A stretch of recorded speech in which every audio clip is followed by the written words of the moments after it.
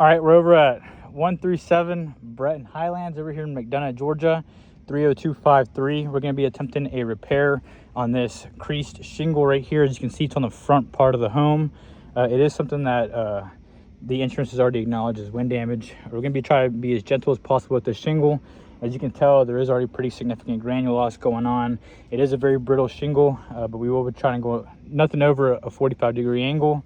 And we're going to be using the recommended tool, which is the roof snake. Like I said, in order to make sure that we're not going to a 45-degree angle. The industry standard is a nail gun, so just bear with us. Here we go.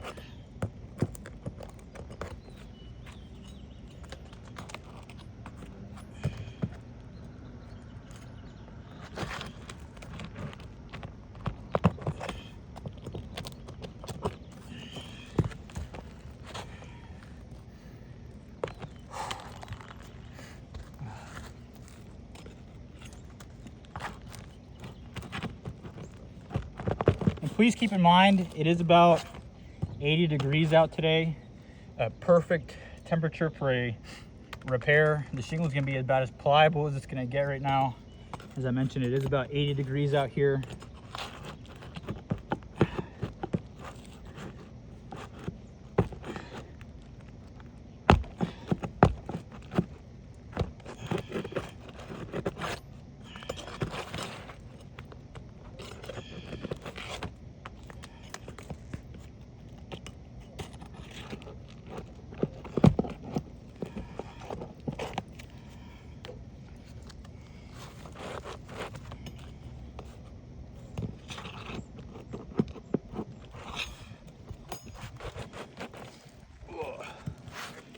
What we got over here?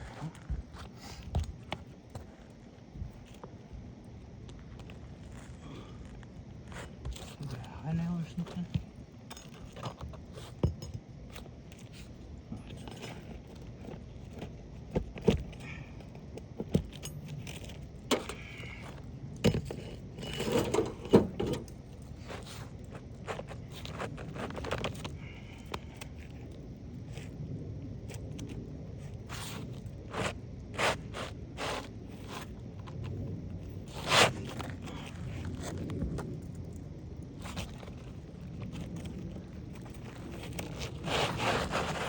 right, guys, here's the creased shingle, as you can see right here.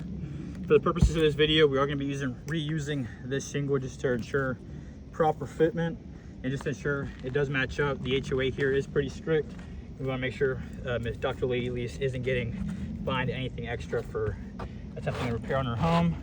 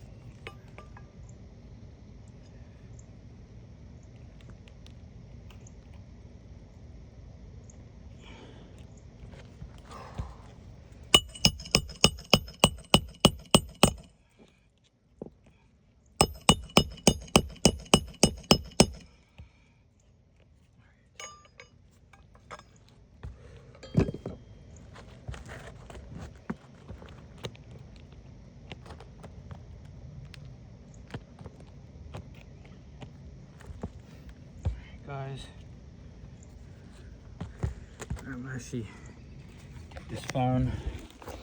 Oh shoot. All right, so as you can see, we did just finish up the repair here. There was some slight creasing that did occur. Here, let me mark. Where's the chalk at? All right, well, shingle 1 right here held up pretty decently, by the way. This is the original crease tab. The chalk kind of fell off, but I can kind of trace it with my finger. This is the original crease tab that we were replacing. This one right here. Shingle number 1 didn't do terrible, like I just mentioned.